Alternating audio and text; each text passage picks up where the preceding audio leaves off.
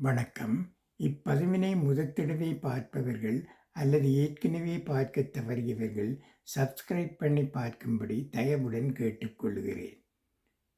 வில்வ இலை இனிய சிவ அருளைத் தரும் மர்மம் ஒரு உண்மையை உணர்த்தும் கதை. அந்தக் காலையில் சூரியன் உதயமாகும் முன் கிராமத்தின் எல்லையில் இருந்த பழமையான ஒரு வில்வ மரம் அருகே ஒரு இளைஞன் நின்று கொண்டிருந்தான். அவன் பெயர் கார்த்திக்.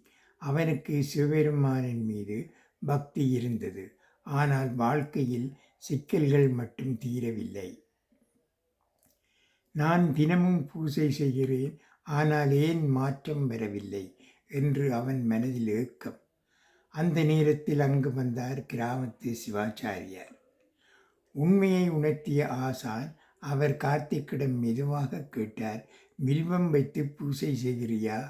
ஆமாம், தினமும் செய்கிறேன் என்றான் கார்த்திக். அவர் சிரித்தார். வில்வம் வைத்து பூஜை செய்வது மட்டும் போதாது, அதை எப்படி பயன்படுத்துவது என்பதுதான் முக்கியம். இந்த வார்த்தைகள் கார்த்திக்குள் ஒரு விழிப்புணர்வை ஏற்படுத்தியது. வில்வத்தின் ஆன்மீக ரகசியம். வில்வ இலை சாதாரண இலை அல்ல. அது சிவபெருமானின் 3 கண்களையும் குறிக்கிறது. அவர் கையில் இருக்கும் திரிசூலத்தின் தத்துவத்தை எடுத்து காட்டுகிறது. ஒவ்வொரு 3 இதழ்களிலும் மும்மூர்த்திகள் வாசம் செய்கிறார்கள் என்று ஐதீகம். அதனால்தான் சிவபூசையில் வில்வம் மிக முக்கியமானதாக கருதப்படுகிறது. கடைப்பிடிக்க வேண்டிய முக்கிய விதிமுறைகள். தூய்மையின் முக்கியம். ஆசாரியர் சொன்னார், தீட்டுடன் வில்வ மரத்தை அணுகக்கூடாது. பிறப்பு, இறப்பு, மாதவிலக்கு நாட்களில் வில்வ மரத்தை தொடாமல் இருப்பது அவசியம். கார்த்திக் இதை முன்பு கவனிக்கவில்லை. அவன் தவறு புரிந்தது. வில்வ மரத்தின் தன்மை. வில்வ மரம் குளிர்ச்சித்தன்மையுடையது. அதனால் பாம்புகள் வரும் என்பது உண்மை. ஆனால் அதே நேரத்தில் சாஸ்திரங்களில் வில்வம் இருக்கும் இடத்தில் மகாலட்சுமி வாசம் செய்வாள் என்று கூறப்படுகிறது. அதை கேட்ட கார்த்திக் என் வீட்டிலேயே வில்வ மரம் வளர்க்கணும் என்று முடிவு செய்தான்.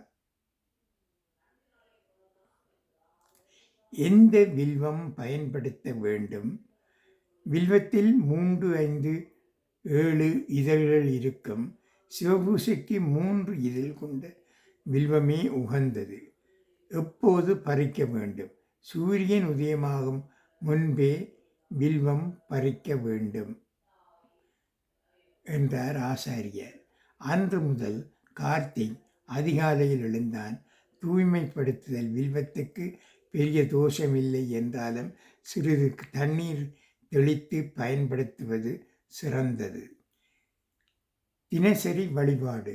தினமும் சிவனுக்கு வில்வம் வைத்து அர்ச்சனை செய்தால் வாழ்க்கையில் நிலையான முன்னேற்றம், மன அமைதி, கர்ம நிவர்த்தி என்பன கிடைக்கும். வில்வ வகைகள். 21 வகை வில்வங்கள் உள்ளன. மகாவில்வம், அகண்ட வில்வம், இவை மிகவும் உயர்ந்தவை. புராண ரகசியம். வராக புராணம் சொல்வது வில்வலட்சுமி தேவியின் திருக்கரங்களிலிருந்து தோன்றியது. அதனால் வில்வம் செல்வம் + சிவ அருள், லட்சுமி அருள்.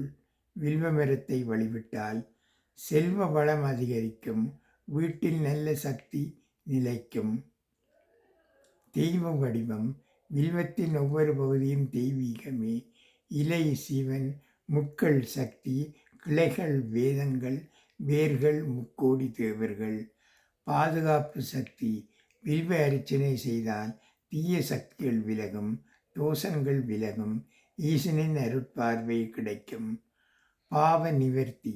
ஒரு வில்வத்தை சிவனுக்கு அர்ப்பணித்தால் 3 ஜென்ம பாவம் விலகும் என்கிறது ஐதீகம். யாகங்களில் முக்கியம். ஓமப் பொருட்களில் வில்வப்பழம் 1. வீட்டில் வளர்ப்பது. அகண்ட வில்வம் வீட்டில் வளர்த்தால் துர்சக்திகள் விலகும், படிப்படியாக செல்வம் சேரும். அதிர்ஷ்ட வில்வம். பாச்சூன் ட்ரீ என்று அழைக்கப்படும் வில்வம். கடன் தொல்லை குறையும், செல்வம் அதிகரிக்கும். வில்வம் வளர்ப்பு கார்த்திக்கின் அனுபவம். கார்த்திக் ஒரு பூந்தொட்டியில் மண் பசுசாணம் கலந்து 3 நாட்கள் விதை வைத்தான். அமாவாசையன்று மண்ணில் புதைத்தான். 45 நாட்கள் கழித்து ஒரு சிறிய முளை வெளிவந்தது. அவன் கண்களில் கண்ணீர். இது ஒரு செடி இல்லை, என் வாழ்க்கையின் புதிய தொடக்கம் என்று உணர்ந்தான். வழிபாடு பௌர்ணமி வெள்ளிக்கிழமைகளில் லட்சுமி துதி. கற்கண்டு தேங்காய் பழம் தாம்பூலம் வைத்து வழிபட்டான். வில்வமரம் முன் அமர்ந்து விநாயகரை வணங்கினான். மாற்றம் மாதங்கள் கடந்தது. அவன் வாழ்க்கையில் அமைதி வந்தது. பொருளாதார முன்னேற்றம் தொடங்கியது. மனதளவில் தெளிவு கிடைத்தது. அவன் உணர்ந்தான், வழிபாடு மட்டுமில்ல, அறிவுடன் செய்யும் வழிபாடுதான் பலன் தரும். வில்வ இலை என்பது ஒரு இலை அல்ல, அது சிவபெருமானின் அருளைத் தரும் தெய்வீக பாலம். அதை சரியான முறையில் பயன்படுத்தினால் வாழ்க்கையே மாறும். நன்றி, வணக்கம்.